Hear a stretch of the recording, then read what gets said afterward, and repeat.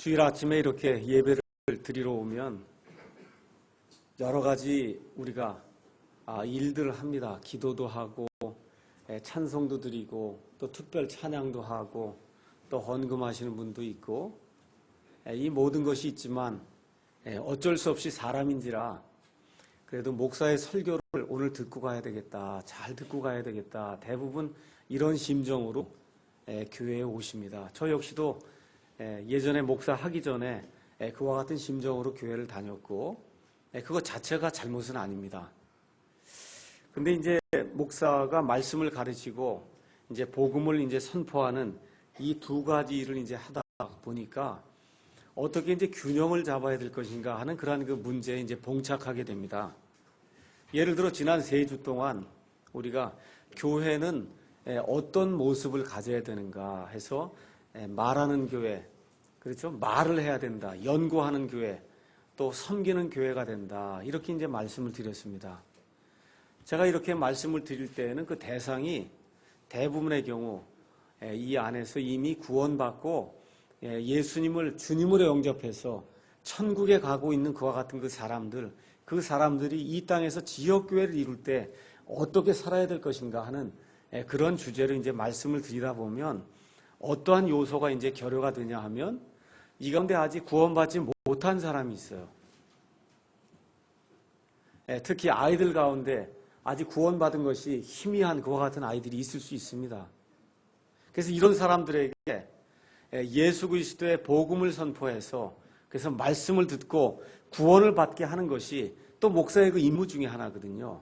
그래서 이런 것들을 우리가 보통 어떻게 이야기하느냐 하면 성화 설교가 있고 그 다음에 구원 설교가 있다. 아니면 복음 설교가 있다. 이렇게 이제 이야기할 수 있는데 이거를 어느 정도의 비율로 하는 것이 가장 좋을까.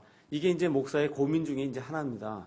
그래서 저는 대부분의 경우에 특별한 일이 없는 한 3대1의 비율로 아니면 4대1의 비율로 이것을 꼭 해야 되겠다. 이런 생각을 하고 지난 3주 동안 성화에 관한 그런 설교를 했기 때문에 오늘은 복음을 선포하는 그런 설교를 해야 되겠다는 그런 부담을 가지고 이 자리에 오늘 서게 됐습니다. 오늘 요한복음 3장 말씀을 읽었어요.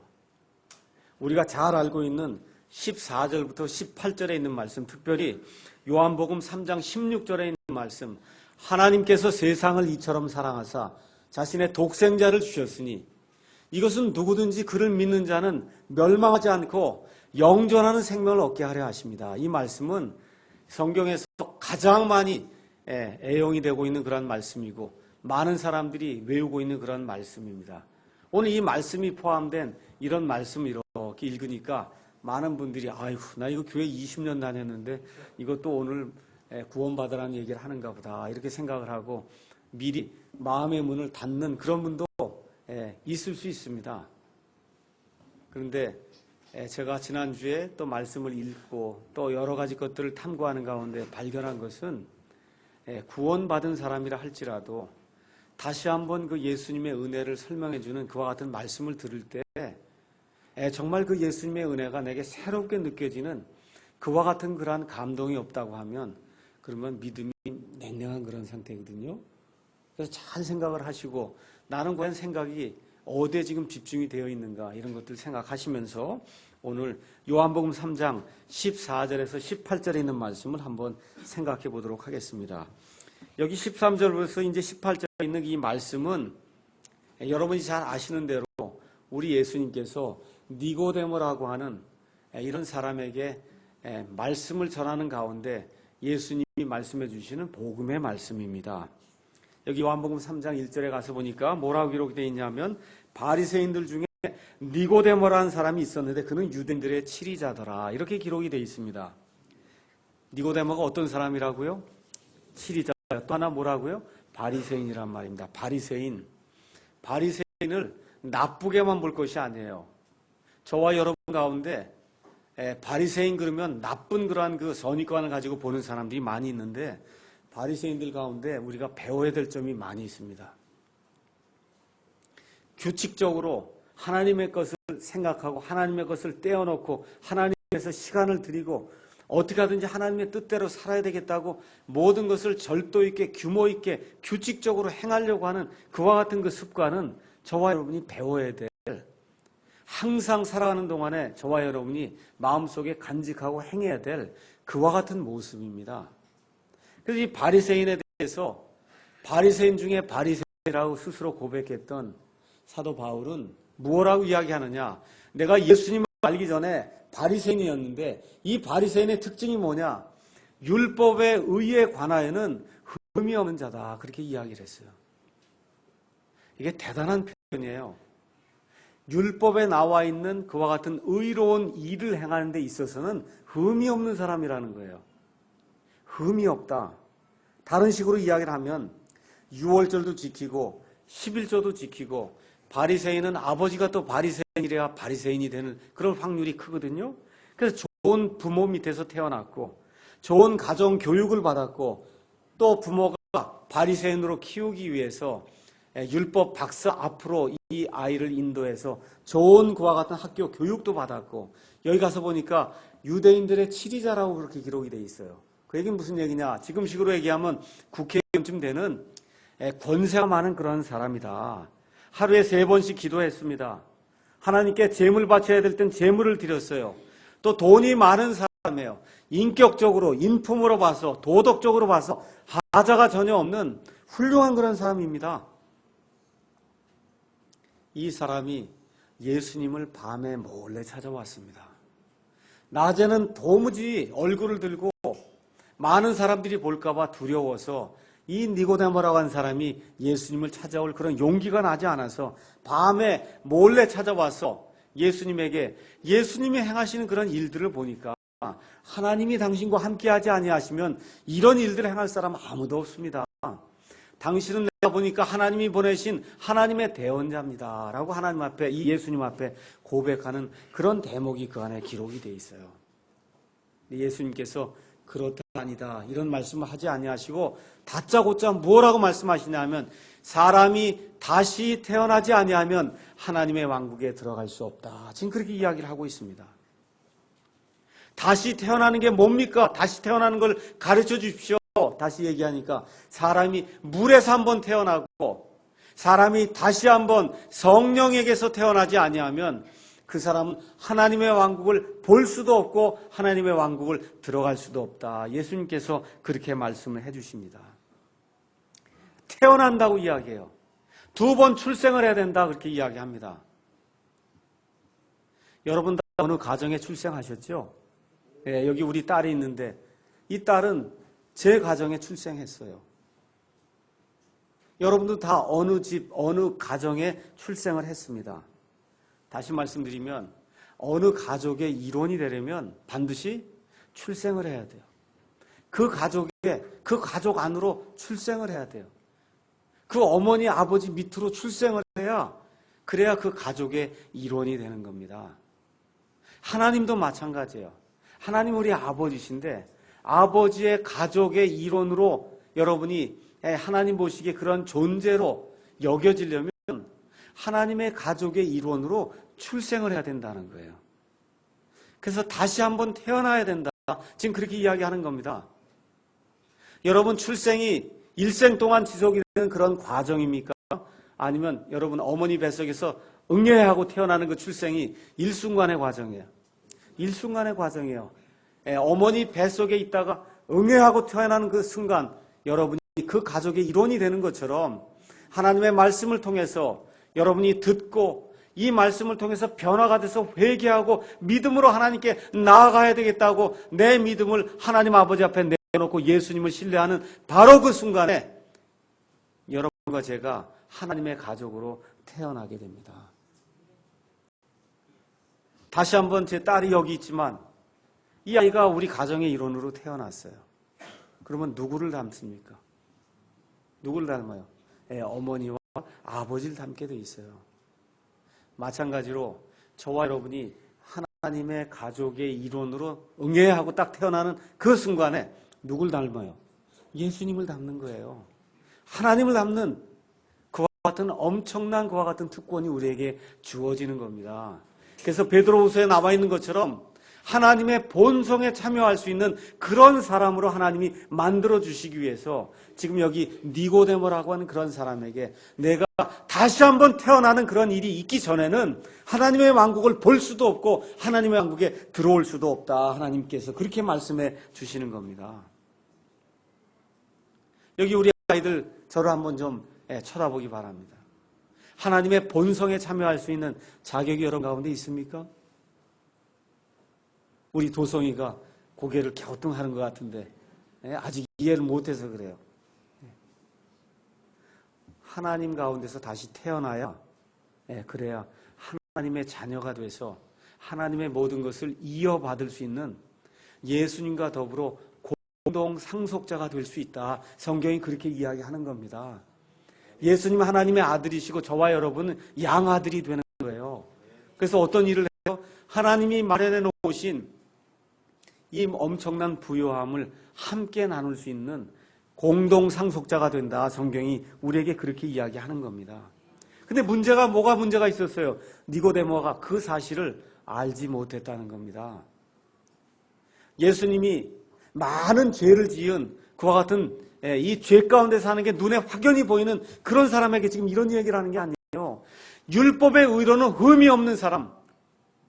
정말 어느 누가 보더라도 유대인 누가 보더라도 아우 저 사람은 구원받았음에 틀림이 없겠구나 하고 그렇게 이야기하는 경건하고 도덕적으로 문제가 없고 인품이 좋고 인격이 좋고 돈이 많고 학식이 많고 권세가 많은 그 사람에게 내가 다시 태어나지 아니하면 하나님의 왕국을 볼 수도 없고 들어갈 수도 없다. 예수님이 그렇게 이야기해 주시는 겁니다. 여기 모인 사람들 가운데 육신적인 그런 의의를 가지고 니고데모하고 견주어서 내가 이길 수 있습니다 하고 이야기할 수 있는 사람이 있을까요? 없을까요? 이 자리에 없습니다. 여기 있는 사람 가운데 율법의 의로 복원된 나는 흠이 없는 사람이다 이렇게 주장할 수 있는 사람이 있어요? 없어요. 근데 지금 예수님이 니고데모에게 내가 율법에 흠이 없어도 내가 다시 태어나지 아니하면 결단코 하나님의 왕국에 들어갈 수도 없고 하나님의 왕국을 볼 수조차 없다. 예수님이 그렇게 이야기하기 때문에 우리에게 문제가 있는 겁니다. 니고데모보다 못한 사람들이에요. 저희가. 맞습니까? 사도 바울보다 못한 사람들이에요. 율법의 의를 보건대 우리가 어때요? 흠이 많은 사람입니다. 죄 가운데 사는 사람이에요. 저와 여러분의 가슴에 손을 대고 한번 보세요. 얼마나 많은 죄를 짓고 살고 있는가. 우리 예수님께서 니고데모에게 이 말씀을 할 때 니고데모가 그렇게 흠이 없었고 유대인들의 치리자요 선생이요 이 백성을 가르치는 그런 사람이었는데도 불구하고 그 사실을 알았습니까? 몰랐습니까? 몰랐다는 거예요. 그래서 이 가운데 여기 앉아 계신 분 가운데 여러분이 어떤 것을 신뢰하는지는 알 수가 없어요. 여러분이 무엇을 신뢰하든지 간에 그 신뢰하는 것이 하나님께서 우리를 위해서 말해 주신 예수님의 그 십자가의 보혈의 공로 그거 외에 다른 것을 신뢰한다고 하면 하나님의 왕국을 볼 수도 없고 하나님의 왕국에 들어갈 수도 없다고 하는 이 비참한 상태를 저와 여러분이 기억을 하시면서 오늘 예수님이 두 번 태어나야 될 그 필요성에 대해서 말씀해 주시고 어떻게 두 번 태어날 수 있는가 그 방법에 대해서 이야기해 주시니까 필요가 있는가 한번 점검을 해보시고 그러면 어떻게 내가 다시 태어날 수 있는가 예수님이 마련해 주신 유일한 해결책에 귀를 한번 기울여 보시기 바랍니다. 자, 이 필요성을 예수님께서 니고데모에게 지적하시고 그리고는 예수님이 뭐라고 말씀하시냐면 14절에 모세가 광야에서 뱀을 든 것 같이 사람의 아들도 반드시 들려야 하리니 이것은 누구든지 그를 믿는 자는 멸망하지 않고 영원한 생명을 얻게 하려 하심이라. 이렇게 기록이 되어 있습니다. 예수님이 구원받는 그런 방법에 대해서 이야기하는데 어떻게 해야 되느냐 하면 구약시대 모세가 노스로 만든 뱀을 가져다가 이 장대 위에 달아서 광야에 달아놨어요.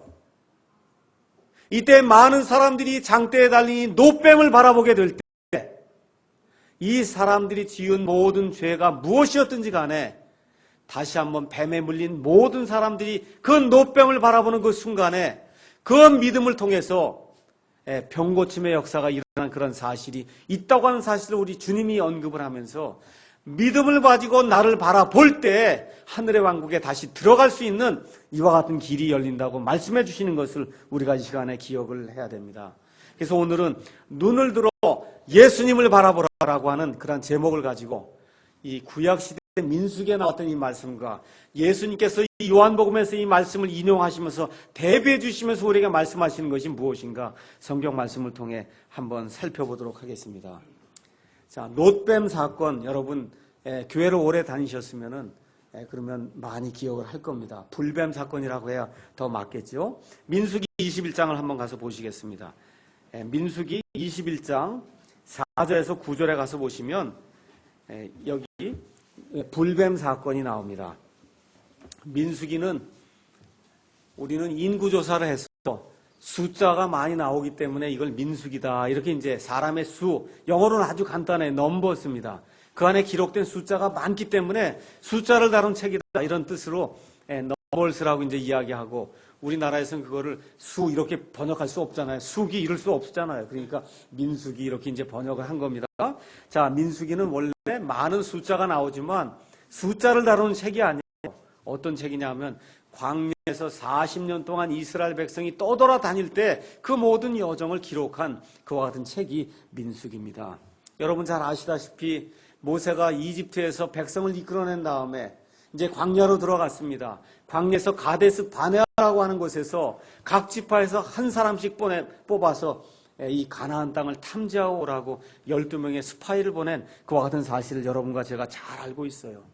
이 12명의 스파이가 가나안 땅을 정탐하고 와서 그 중에 2명은 이 땅이 엄청나게 좋은 땅이요. 하나님이 우리와 함께 하심으로 우리가 이 땅을 정복할 수 있다고 얘기했지만 나머지 10명은 땅은 좋긴 좋은데 거기 가서 보니까 아낙 사람들이 있고 도저히 이 땅은 우리가 정복할 수 없는 그와 같은 땅이니 우리가 다시 이집트로 돌아가야 된다 하고 백성을 낙담하게 하는 그와 같은 말을 함으로 말미암아 하나님께 불순종하는 그와 같은 일을 통해서 그래서 이 사람들이 40일 동안 이 땅을 탐지한 것, 그 40일 중에 하루를 1년으로 환산해서 너희가 40년 동안 너희 죄악을 짊어지고 이 첫 세대가 몽땅 다 이 광야에서 죽을 때까지 40년 동안 빙글빙글 이 광야를 돌라 우리 하나님께서 말씀해 주심으로 말미암아 이스라엘 백성이 40년 동안 죄악의 짐을 짊어지고 이집트에서 나온 그 첫 세대가 몽땅이 다 소멸될 때까지 이 40년 동안 광야를 빙빙빙빙빙 돌아다니는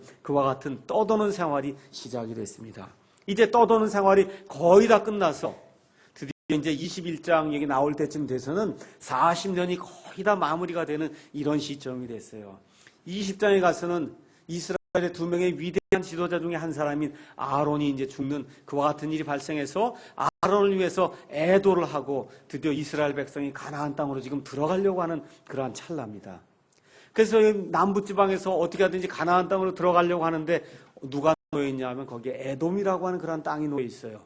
그래서 에돔 사람들에게 우리가 너희 땅을 통과해서 가나안 땅으로 가려고 하니까 우리가 좀 지나갈 수 있도록 허락해 주면 고맙겠다. 그렇게 얘기했더니 에돔 사람들이 말을 듣지 않습니다. 그래서 어쩔 수 없이 에돔 사람들의 동쪽 편을 따라서 그래서 저 북쪽으로 길을 삥 돌아가고 지금 가나안 땅에 들어갈 수밖에 없는 그런 상황이 됐어요. 이스라엘 백성들이 고나고 지친 가운데 얼마를 헤맸어요? 40년을 헤맸어요. 첫 세대 사람들은 거의 다 죽었습니다. 이제 둘째 세대가 이제 들어가려고 하는데 이제 이 앞에 놓여 있는데 저기만 딱 들어가면 좋겠는데 반대를 하니까 들어갈 수가 없어서 어떻게 해요? 삥 돌아가고 이렇게 돌아갈 수밖에 없는 이런 상황이 되다 보니까 어떻게 됐어요? 입이 앞으로 나오기 시작한 겁니다. 이젠 도저히 우리가 할 수가 없습니다. 도저히 우리가 더 이상 떠돌아다닐 수가 없습니다. 하면서 하나님 앞에서 불평하는 그런 대목이 그 안에 나옵니다. 5절 한번 가서 보세요. 백성이 하나님과 모세를 대적하여 말하되 지금까지는 대부분 누구에게만 대적했어요? 모세만 대적했어요. 아론에게만 대적했습니다. 근데 이제는 도저히 참을 수가 없어요. 너무나 지친 가운데 혼이 곤비한 가운데 하나님께 대적하는 거예요. 뭐라고 대적합니까? 이제 못 가겠습니다. 어찌하여 당신이 누구예요? 하나님과 모세예요.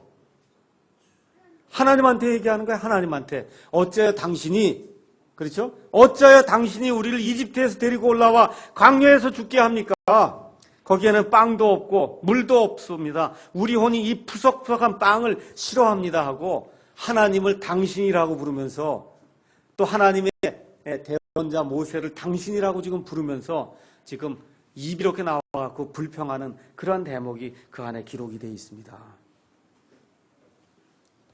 고린도전서 10장 9절에 가서 보니까 이 대목을 기록하면서 뭐라고 기록했냐? 이들이 하나님을 시험했다. 그렇게 기록이 되어 있어요. 불평을 했는데 뭐라고 기록이 되어 있어요? 이들이 하나님을 시험했다. 하나님을 시험했다는 거예요. 광야 생활할 때 하나님께서 그들에게 가나안 땅에 너희가 반드시 들어간다고 약속을 거듭 말씀해 주셨어요. 그럼 갑니까? 못 갑니까? 가죠. 하나님이 들어간다고 말씀해 주셨으니까 가는 게 확실해요. 근데 이 사람들 입이 나왔어요. 못 갈 줄로 생각을 하고 입이 나온 겁니다. 하나님께서 그들의 삶을 영위하도록 하기 위해서 40년 동안 매일 하늘에서 무엇을 주셨어요? 40년 동안 만나를 줬습니다. 시편 78편 25절에 가서 보니까 그 만나를 가리켜서 뭐라고 말씀하냐 하면 천사의 음식이다 그렇게 기록하고 있어요. 천사가 먹는 음식이에요. 땅에 있는 사람은 맛도 볼 수 없는 그런 음식을 하나님이 40년 동안 매일같이 만나를 내려주셔서 그래서 이 사람들이 굶어 죽지 않고 또 필요할 때는 메추라기를 내려주시고 해서 이 사람들이 굶지 않고 풍성하게 먹으면서 40년 광야 생활을 할 수 있도록 하나님이 만들어 주셨어요. 그런데 지금 이 광야 생활에서 주신 하나님의 은혜를 보고는 뭐라고 얘기하는 거예요? 이 푸석푸석한 빵이 이제는 싫습니다. 그렇게 이야기를 하는 겁니다. 왜 그래요? 복에 겨워서 그런 거죠. 그렇죠? 예. 요한복음 6장에 가서 보니까 우리 예수님이 뭐라고 말씀하셨냐? 하나님께서 모세를 통해서 광야에서 40년간 빵을 내려줬는데 그 빵이 곧 나를 가리킨다. 그렇게 이야기합니다. 그 빵이 무슨 빵이요? 그건 하늘에서 내려준 빵이에요. 그래서 그건 없어지는 빵인데 그 빵이 상징하는 것이 있다. 그것이 뭐냐? 하늘에서 내려온 하나님의 아들, 이 사람의 아들, 나 예수 그리스도가 바로 생명의 빵이라고 하는 것을 일깨워 주시기 위해서 하나님께서 40년 동안 광야에서 만나를 내려줬다는 거예요. 여러분, 우리가 믿음 생활을 하고 있어요. 이 믿음 생활이 광야 생활과 비슷합니다. 예수님을 처음 영접할 때는 이 만나를 처음 받았을 때 같이 기쁨으로 충만해. 야, 이렇게 맛있을 수가 없어요. 이거 매일같이 이거 내리는데 이걸 또 과자도 굽고 빵도 굽고 해서 먹으니까 그렇게 좋아요. 근데 조금 지나니까 어떻게 해요? 푸석푸석하다는 거예요. 야, 이거 정말 예수님의 은혜가 푸석푸석하게 느껴지십니까, 여러분? 지금 여기 이스라엘 백성이 지금 그렇게 이야기하는 거예요. 이 빵이 푸석푸석해서 도저히 먹을 수가 없습니다. 여러분과 저의 신앙생활 여정에서 이런 일이 있을 때가 있어요. 사람이기 때문에 있습니다. 예수님이 좀 푸석푸석하게 이렇게 느껴질 때가 있어요. 맛이 없게 그렇게 느껴질 때가 있어요. 하나님의 말씀이 푸석푸석하게 이렇게 느껴질 때가 있습니다. 기도하는 것이 어려울 때가 있어요. 하나님 섬기는 것이 어려울 때가 있습니다. 사람이기 때문에 당연히 있을 수가 있어요. 그래서 이렇게 입이 나서 불평할 때가 있습니다. 근데 그 불평이 오래가면 안 돼요. 이렇게 불평을 하니까 모세가 다시 하나님께 이 간구하는 그와 같은 대목이 나온단 말이에요. 그렇죠? 이렇게 되는 가운데 6절에 뭐라고 나오냐면 주께서 불뱀들을 백성 가운데로 보내어 백성을 물게 하심으로 이스라엘의 많은 사람이 죽으니라. 하나님을 직접 대적해서 하나님의 은혜를 배은망덕하게 이와 같이 말로 내뿜게 될 때 하나님께서 이젠 도저히 참을 수가 없다 해서 불뱀을 보내서 불뱀이 사람들을 마구잡이로 물기 시작하니까 이 가운데 많은 사람들이 죽을 수밖에 없는 그런 일이 생겼다는 겁니다.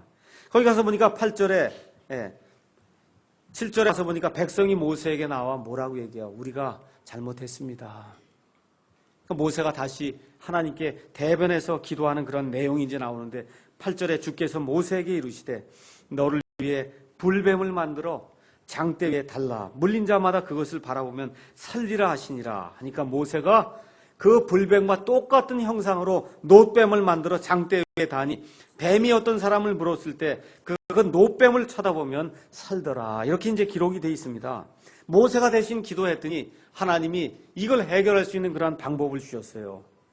근데 그 해결하는 방법은 뱀을 생포하는 게 아닙니다. 뱀에게 물렸을 때 어떤 치료약을 주는 게 아니에요. 뱀이 있을 때 도망가서 숨는 게 아닙니다. 주님께서 뱀들을 곧장 치우지 않고 뭘 하라고 말씀하시냐 하면 이상하게도 저 불뱀하고 똑같이 생긴 그런 형상으로 노스로 뱀을 만들어 장대에 그걸 달고 물린 자마다 그 뱀을 쳐다보기만 하면 그러면 그 사람은 그 물린 것에서 나음을 입을 수 있다. 예수님께서 하나님께서 지금 그렇게 말씀해 주시는 그런 내용이 이 안에 기록이 되어 있습니다. 이상한 방법 아닙니까? 하나님의 방법이 대단히 이상한 방법이에요. 하나님이 역설적인 방법으로 마귀의 것들을 물리치는 것을 우리가 이 시간에 이 말씀을 통해서 알 수가 있습니다. 저와 여러분이 가장 두려워하는 게 뭡니까? 뭐가 가장 두려워요? 돈이 많아도 제일 두려워하는 게 있어요. 뭐가 가장 두려워요? 죽는 게 가장 두려워요. 맞습니까? 이번에도 스티브 잡스라고 하는 사람이 죽었어요. 어디 가는지 알지 못하고 죽었단 말이에요. 얼마나 불쌍해요. 돈이 8조가 있었다고 하는데 그게 소용이 있어요? 없어요? 없어요. 돈이 8조가 있었대요. 조는 억이 10,000개 있는 게 조예요. 억이 8만 개가 있었다니까. 억이 8만 개가 있어요. 이렇게 돈이 많았는데 갈 데를 알지 못하고 죽었어요. 어떻게? 비참한 가운데 죽었습니다. 사람이 가장 무서워하는 게 죽음이에요. 아무리 돈이 많아도, 아무리 권세가 많아도, 아무리 이 명예와 학식이 있다 할지라도 사람이 가장 두려워하는 게 죽음이에요. 근데 우리 하나님은 어떻게 하세요? 자기 아들을 보내셔서 그 아들을 십자가에서 가장 비참한 모습으로 죽게 하셔서 어떻게 해요? 그 죽음을 정복하는 길을 열어놓으신단 말이에요. 그게 하나님의 방법이에요. 여기도 똑같아요. 성경에서 뱀은 누구를 가리키는 걸로 나와요? 성경에서. 항상 뱀은 누구를 가리켜요? 사탄을 가리키는 걸로 나옵니다. 여기 나오는 불뱀도 사탄을 가리키는 거예요. 사람의 타락의 장본인, 타락을 일으킨 그런 장본인 누구예요? 저주받을 뱀이거든요. 저주받을 그런 뱀이에요. 근데 하나님께서 예수님이 십자가에 달려 죽으시는 바로 그 순간에 예수님을 저주받을 이런 뱀이 받을 그와 같은 모든 형벌, 이거를 예수님에 다 올려놓으셔서 예수님이 그 순간에 십자가에서 저주가 되셨어요. 이 마귀가 받아야 될 그런 모든 저주, 우리 인류가 받아야 될 그런 모든 저주와 이런 모든 불행을 우리 예수님께서 그날 그 십자가에서 다 짊어지심으로 말미암아 다 이루었다고 말씀하시는 그 순간에 모든 죄악이 용서가 되는 그와 같은 엄청난 일이 발생하게 된 겁니다. 사람은 첫사람 아담이 죄를 지어서 그래서 이 지경에까지 이르게 됐습니다. 무엇을 통해서 죄를 지었어요? 보는 걸 통해서 죄를 졌잖아요. 보는 걸 통해서 죄를 졌어요. 이브가 선악과를 바라봤더니 거기에 창세기 3장 7절에 여자가 보니 그 나무가 먹기에 좋고 눈으로 보기에 아름다우며 사람을 지혜롭게 할 만큼 탐스러운 그런 나무였다. 뭘 하니까 그걸 알게 됐어요? 보니까 알게 됐거든요. 보니까 알게 됐어요. 우리 하나님께서 이번엔 보는 것을 통해서 사람이 타락을 하게 됐는데 우리 하나님께서는 다시 한번 보는 것을 통해서 사람이 다시 살 수 있는 그런 길을 우리에게 열어주시는 이런 역설을 우리에게 보여주시는 겁니다. 모세가 장대를 어디다 숨겨놨습니까? 아니면 모든 사람이 볼 수 있도록 높이 세워놨습니까? 모든 사람이 볼 수 있도록 높이 세워놨어요. 우리 예수님께서 어디 숨어 계시는 그런 분이 아니에요. 책만 열면 말씀을 듣고자 하기만 하면 어디에나 계신 분입니다. 누구라도 구원받을 수 있는 그런 분이에요. 모세는 장대를 성막 안이나 성막 뜰 안에다 이렇게 숨겨두지 않았습니다. 율법을 지키는 것을 통해서 구원받을 수 있도록 하나님이 그렇게 만들어 놓지 않으셨어요. 또한 우리가 그 당시 병을 낫게 할 수 있는 유일한 그런 도구가 무엇이었습니까? 이 사람들 뱀에 물렸어요. 뱀에 물린 사람들에게 뱀에 물린 것에서 나올 수 있는 유일한 도구가 무엇이었습니까? 뭐예요? 바라보는 거 외에 없었어요. 여러분, 장대에 달린 노뱀을 바라본 거 이외에는 다른 해결책이 없었습니다. 우리 예수님이 지금 니고데모에게 이야기하는 게 이 말씀이에요. 하나님의 아들이 지금 이 세상에서 모든 사람에게 공공연히 지금 드러나 있다는 겁니다. 숨어있는 분이 아니라는 거예요. 이 사람들이 뱀에게서 물렸을 때 유일한 해결책이 그 뱀을 바라보는 거였던 그 사실을 기억하게 하면서 너희가 나를 바라볼 때에만 그때 너희가 나를 통해서 유일하게 죽지 않을 수 있다. 우리 예수님께서 그렇게 말씀해 주시는 겁니다. 그래서 사도행전 4장에 나와 있는 것처럼 다른 사람 안에는 구원이 없나니 천하의 모든 인간 중에 그 모든 사람들 가운데 그 이름을 통해서 구원을 받을 수 있는 그런 이름을 우리에게 주신 적이 없다 그렇게 이야기하고 있어요. 누구를 통해서만 구원받을 수 있다는 겁니까? 예수님을 통해서만 구원받을 수 있다는 거예요. 요한복음 3장 16, 15절을 다시 가서 보겠습니다. 요한복음 3장 15절, 16절, 17절 가서 보니까 누구든지 그를 믿는 자는 멸망하지 않고 영원한 생명을 얻게 하려 하심이라. 하나님께서 세상을 이처럼 사랑하사 자신의 독생자를 주셨으니 이것은 누구든지 그를 믿는 자는 17절에 하나님께서 자신의 아들을 세상에 보내신 것은 세상을 정죄하려 하심이 아니요 그를 통해 세상을 구원하려 하심이라. 18절에 그를 믿는 자는 정죄를 받지 아니하거니와 믿지 않는 자는 이미 정죄를 받았다 그렇게 이야기를 하고 있습니다. 그러면 믿어야 구원을 받습니까? 믿어야 구원을 받습니까? 예, 믿어야 구원을 받을 수 있어요. 믿어야 어떻게 할 수 있어요? 쳐다볼 수 있는 거예요. 저 노병을 갖다 달았습니다. 믿음이 없이는 저 노병을 바라볼 수가 있습니까? 없습니까? 없다는 거예요. 뱀에 물린 사람들 가운데 여러 가지 반응이 나왔습니다. 아니 무슨 소리야? 노병을 쳐다보라고? 아니 약을 써도 듣지 않는데 노병 쳐다봐서 이게 나을 수 있겠어? 이 사람 나올 수 있습니까? 없습니까? 나올 수 없어요. 또 어떤 사람은 그렇게 얘기하는 거예요. 아니 무슨 구원의 길이 그렇게 간단해? 아니 그렇게 쉬울 수가 있어? 아 뭔가 나도 좀 해야지. 그렇게 쉬울 수가 있어? 아니 뱀 쳐다보고 남는 게 말이 돼? 이런 사람이 있을 수 있다는 얘기입니다. 그래서 교회 출석을 꾸준히 하라든가 11조를 열심히 드리라든가 주일 성수를 하라든가 매일같이 깨끗하게 니고데모처럼 거룩한 삶을 살라 그러든지 하루에 3번 기도를 하라 그러든지 목사님 말씀에 순종을 하라 그러든지 교회에 매일 나와서 청소를 하라 그러든지 뭐 어떤 일을 좀 내가 해야 구원을 받을 수 있지 어떻게 구원의 길이 이렇게 쉬울 수가 있나 하고 노뱀을 쳐다보지 않으면은 구원받을 수 있어요? 없어요? 없다는 거예요. 다시 말씀드리면 이스라엘 백성이 노뱀을 쳐다볼 때는 뭐가 있었어요? 믿음이 있었기 때문에 그게 가능했다는 거예요. 행위로 구원받은 것이 아니에요. 뭘로 구원받았어요? 믿음으로 구원받을 때 믿음에 상응하는 뭐가 나왔어요? 쳐다보는 행위가 나왔다는 겁니다. 믿음이 있을 때 하나님이 말씀하셨으니까 어린아이와 같은 그런 심정으로 하나님이 말씀하셨으니까 아무렴 그대로 되겠지 하고 하나님이 말씀하셨으니까 내가 노뱀을 쳐다보는 그 순간에 그의 모든 아픔이 사라지는 그와 같은 경험을 이스라엘 백성이 했다는 겁니다.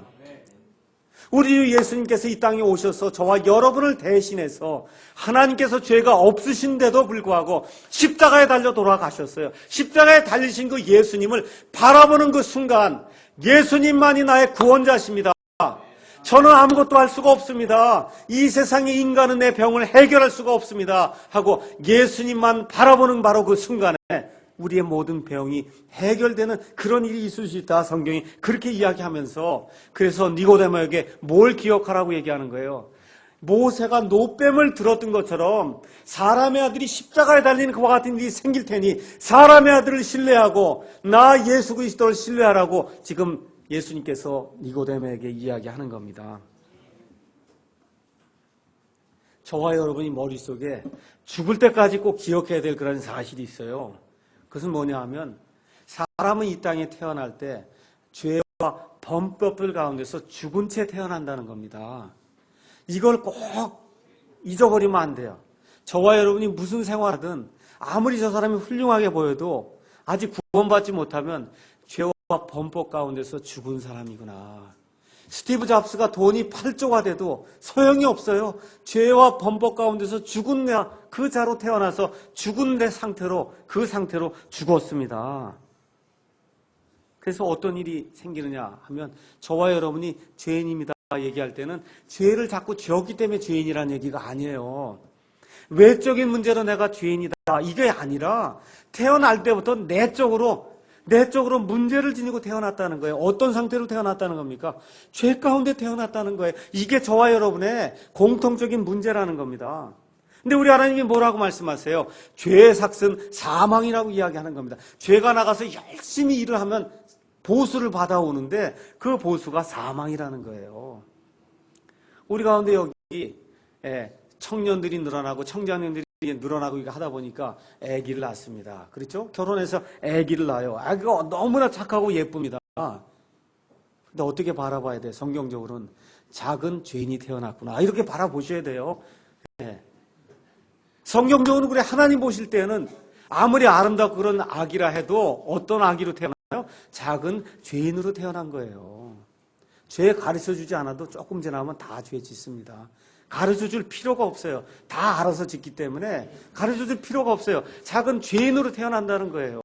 이게 우리 사람이 안고 있는 공통적인 문제라는 겁니다. 이렇게 되기 때문에 하나님은 죄를 미워하셔서 이 하나님의 죄 가운데 사람이 태어나면 놓이게, 하나님의 진노 가운데 사람이 놓이게 된다는 거예요. 하나님의 진노 가운데 심판받을 존재로 이 땅에 태어난다는 겁니다.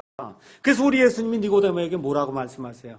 내가 다시 태어나서 하나님의 본성에 참여하는 자가 되지 않으면 그러면 내가 하나님의 왕국에 들어갈 수도 없고 하나님의 왕국을 볼 수도 없다. 그렇게 이야기하는 겁니다. 그래서 저와 여러분이 놋뱀이 저 위에 이렇게 달린 것처럼 우리 예수님이 십자가에 이렇게 달리셨을 때 내 모든 것을 내려놓고 내 모든 지식을 내려놓고 저는 할 수가 없습니다. 저는 정말 할 수 없는 죄인입니다. 내가 뭐 죄를 많이 져서 죄인이 아니라 태어날 때부터 내 첫 부모 아담과 이브의 이 죄성을 가지고 태어나서 제가 어쩔 수 없는 죄인입니다. 오직 예수님만 믿음으로 제가 쳐다봅니다. 하나님은 내게 은혜를 베풀어 주십시오 하고 예수님을 쳐다보고 나아가게 될 때 바로 그 순간에 그 믿음을 하나님이 저에게 의로 여겨주신다. 성경이 그렇게 이야기하는 겁니다. 자, 그날 구원받지 못한 사람이 두 종류가 있었어요. 민수기에 놋뱀을 이렇게 들라고 해서 놋뱀을 이렇게 들었어요. 그런데 그날 구원받지 못한 사람이 두 종류의 사람이 있었어요. 하나는 어떤 사람이 구원받지 못하여? 믿지 않은 사람이 구원받지 못했습니다. 여러분 그 일이 쉬운 일입니까? 어려운 일입니까? 여러분 놋뱀 이렇게 쳐다보는 거 쉬워요? 어려워요? 쉬워요? 어려워요? 쉽습니다. 근데 왜 구원받지 못해요? 믿지 않기 때문에 구원받지 못하는 거예요. 믿지 않기 때문에. 두 번째, 그날 구원받지 못한 사람이 있었어요. 어떤 사람이 있었냐? 놋뱀이 달린 사실을 알지 못한 사람은 그날 구원받지 못했어요. 맞습니까? 전해 듣지 못한 사람 구원받지 못한 거예요. 그러니까 저와 여러분이 예수 그리스도를 왜 선포해요?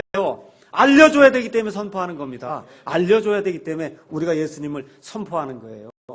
그래서 다음 주에 우리가 왜 전도 나가요? 그 사람들에게 놋뱀이 달렸듯이 우리 예수님이 십자가에 달리셔서 저와 여러분의 모든 죄악을 담당하셨습니다라고 하는 사실을 알려주기 위해서 입을 열어서 전도지를 하나라도 주어서 알려주기 위해서 다음 주에 우리가 전도 나가는 겁니다. 한 가지 예화를 말씀드리고 오늘 말씀을 결론 내리겠습니다. 1850년 1월 6일에 영국의 콜체스터라고 하는 그런 도시에서 일어났던 그런 일입니다. 어떤 16살의 사춘기 소년이 먼 곳에서 공부하다가 이 콜체스터라고 하는데 자기 아마 고향이었던 것 같아요. 거기에 가서 이제 방학이 돼갖고 거기 가서 이제 거하게 됐습니다. 근데 그날 눈보라가 굉장히 심히 쳐서 교회에 갈 수가 없었어요. 그래서 자기가 다니던 그런 교회는 갈 수가 없고 할 수 없이 그 옆에 있던 가까운 감리교회에 가게 됐습니다. 근데 눈보라가 심하게 쳐서 그날 감리교회 목사님이 오질 않았어요. 그러니까 목사님이 못 오게 되니까 할 수 없이 아무것도 제대로 준비하지 못한 성도들 중에 한 명이 나와서 설교 시간이 되니까 설교 말씀을 전할 수밖에 없는 그런 상황이 됐습니다. 그런데 이 설교자가 읽은 그 하나님의 말씀은 이사야서 45장 22절에 우리 다 같이 한번 찾아보겠습니다. 이사야서 45장 22절에 있는 말씀이었습니다. 이사야서 45장 22절에 뭐라고 기록되어 있냐면 땅의 모든 끝이요 나를 바라보라 그리하여 너희는 구원을 받을지어다 나는 하나님이요 나 외에는 다른 이가 없느니라. 뭐라고 기록되어 있어요? 땅의 모든 끝이요 온 세상 사람들이요 나를 바라봐라 그리하여 너희는 구원을 받으라 나는 하나님이요 나 외에는 다른 신이 없다. 이 말씀을 읽고는 그런 말씀을 선포하기 시작했습니다. 근데 이 16살 난 이 소녀는 지난 몇 달 동안 계속해서 고민하고 있었어요. 내가 어떻게 이 죄 가운데서 벗어날 수 있을까? 이 문제로 계속해서 구원의 확신과 어떻게 내가 구원을 받을 수 있을까? 이 문제로 고민하고 있는 가운데 오늘 이 말씀을 듣게 됐습니다. 땅의 모든 끝이요, 나를 바라봐라. 그리하고 너희는 구원을 받을지어라는 이런 말씀을 이제 이 설교자가 선포할 때 이 말씀을 듣게 됐습니다. 근데 이 설교자가 준비를 했다 그랬어요? 안 했다 그랬어요? 준비를 안 하고 나서 이 말씀을 읽으니까 계속 그 말씀을 하는 거예요. 어떻게 해요? 땅의 모든 끝이요. 예, 너희는 나를 바라볼지어다. 나를 바라보고 구원을 받을지어다. 그 말씀하고 나서는 또 뭐라고 얘기하냐 하면, 여러분, 예수님을 쳐다보기 위해서 대학 갈 필요가 있습니까? 없습니까? 없습니다. 그렇게 얘기하면 또 다른 얘기하기 위해서 너무 쉽지 않습니까? 이 얘기를 계속해서 설교 가운데 이렇게 이야기하다 이거 보니까 그 소년이 들어와서 앉는 거예요. 그래서 설교자가 이야기하는 거예요. 젊은이, 왜 이렇게 오늘 처량하게 보입니까? 예수님을 바라보는 것이 쉽습니까? 어렵습니까? 하고 이 아이에게 묻게 될 때 바로 그 순간에 그 아이가 내가 믿음을 가지고 예수님을 쳐다보기만 하면 그러면 예수님이 내게 구원을 주시겠구나 하는 그와 같은 생각이 들어서 주님 제가 예수님을 믿습니다 하고 고백하는 그와 같은 일이 생김으로 그 아이가 회심을 하게 됐습니다. 그 아이가 누구예요? 영국의 유명한 설교의 황제라고 하는 스펄전이라고 하는 그런 목사님이에요. 뭐라고 기록되어 있어요? 땅의 모든 끝이요 나를 바라보라. 성경이 그렇게 이야기하고 있는 겁니다. 과거에 이 불뱀에 물렸던 이스라엘 백성들이 단순한 믿음을 가지고 하나님이 말씀하셨으니까 그대로 될 줄로 믿습니다 하고 모세가 노뱀을 들어 올리니까 어떻게 했어요? 쳐다봤습니다. 쳐다본 사람 그날 구원받았습니다. 예수님이 십자가에 달려 돌아가셨어요. 너무나 쉬운 것 같아요. 그럼에도 불구하고 내 모든 생각을 뒤로 접어놓고 하나님께서 행하신 그 일만을 내가 믿습니다 하고 믿음을 가지고 십자가를 바라보게 될 때 바로 그 순간에 구원받는 아름다운 일이 저와 여러분에게 생긴 줄로 믿습니다. 아직 구원받지 못한 그런 분이 있으면 내 생각을 다 접으셔야 돼요. 내 가지고 있는 모든 걸 다 접어놓아야 됩니다. 사람의 지혜로움이 하나님의 지혜로움보다 어떻게 더 지혜로울 수가 있어요? 하나님이 모든 것을 하나님의 뜻대로 하시기 위해서 인간의 이 어리석은 것처럼 보이는 그런 일들을 통해서 하나님께서 사람이 돼서 이 땅에 오셨습니다. 그래서 하나님께서 십자가에서 달려 죽으셨어요. 십자가에서 죄수처럼 죽었습니다. 바로 그 순간에 우리 예수님께서 그 노뱀과 마찬가지로 이 저주 덩어리가 되어주셔서 저와 여러분이 당해야 될 그런 모든 저주의 형벌, 저주의 정죄를 예수님이 십자가에 달려서 그 순간에 다 담당해 주심으로 말미암아 저와 여러분이 새로운 그런 사람이 될 수 있는 길을 우리 하나님이 마련해 주신 겁니다. 어떻게 나아가야 돼요? 믿음으로 쳐다보기만 하면 되는 겁니다. 히브리서 12장 2절에 뭐라고 기록이 되어 있느냐? 12장 1절 2절 제가 말씀드리겠습니다. 우리가 인내로 우리 앞에 놓인 경주를 달리며 예수님을 믿는 것이 쉽지 않습니다. 제가 말씀드린 건 예수님을 믿고 살아가는 것이 그렇게 쉽지 않아요. 구원받은 이후에도 그럼 누굴 쳐다봐야 되겠어요? 예수님을 쳐다봐야 돼요. 구원받을 때도 예수님을 쳐다보고 구원받은 이후에 저 천국을 향해 달려가는 그 과정에서도 예수님을 쳐다보지 않으면 그럼 어떻게 돼요? 미끄러져서 실족할 수밖에 없어요. 그래서 우리가 인내로 우리 앞에 놓인 경주를 달리며 우리의 믿음의 창시자여 또 완성자이신 누구를 바라보자고요? 예수님을 바라보자. 예수님을 바라봐야 된다는 거예요. 구원받을 때도 예수님을 바라보고 우리가 성화의 삶을 살면서 저 앞에 꼴대가 있잖아요. 저 꼴대에 가서 골인할 때까지 예수님을 바라봐야 된다. 성경이 그렇게 이야기하고 있는 겁니다. 오늘 제가 초청의 말씀을 드리도록 하겠습니다. 오늘 이 자리에 앉아 계신 분 가운데 아직도 나는 예수님이 누구신지를 제대로 알지 못합니다. 어떻게 하면 된다 그랬어요? 하나님이 말씀하셨으니까 하나님이 이 죄악을 해결할 수 있는 유일한 길을 누굴 통해서 마련했어요? 예수님을 통해 마련했잖아요. 내가 곧 길이요 진리요 생명이니 나를 통하지 않고는 아버지께로 올 자가 아무도 없다 예수님 말씀해 주시지 않았습니까? 이 말씀을 단순히 받아들이시면 돼요. 어렵게 생각할 필요가 없습니다. 예수님을 바라보게 될 때 하나님께서 그 믿음을 의로 여겨주실 줄로 믿습니다. 여기 가운데 구원받으신 분들 누굴 또 바라보고 살아야 돼요? 예수님 바라보고 살아야 돼요. 예, 우리의 믿음의 창시자시여 우리의 믿음의 완성자이신 그 예수님 십자가를 지고 갈 때 그 수치와 어려움을 마다하지 않으시고, 왜 그래요? 저 앞에 놓여 있는 그 영광을 바라보게 될 때 그걸 마다하지 않으시고 어디까지? 꼴인하셨단 말이에요. 십자가까지. 우리가 바로 저 앞에 놓여 있는 우리의 영광의 그 길을 바라보고 거기까지 꼴인해야 되는 겁니다.